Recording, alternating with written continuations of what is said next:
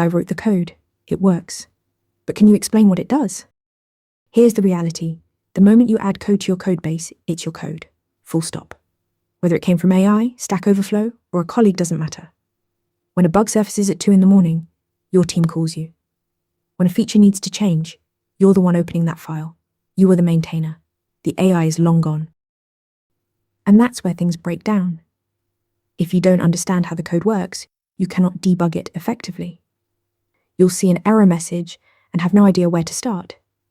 You might change one line and accidentally break 3 others. Understanding the logic, the data flow, and the edge cases is precisely what gives you the ability to locate and fix bugs quickly and with confidence. Beyond bugs, blindly accepting AI-generated code is a genuine security risk. AI can produce code with SQL injection vulnerabilities, insecure authentication patterns, or accidentally exposed secrets. Without reviewing and understanding it, you won't catch those problems before they reach production. Understanding code also ensures correctness, maintainability, and personal accountability. You signed off on it. Own it. AI is a powerful tool, but you are responsible for every line you ship. Understand the code before you commit it. Ready to practice for your next interview?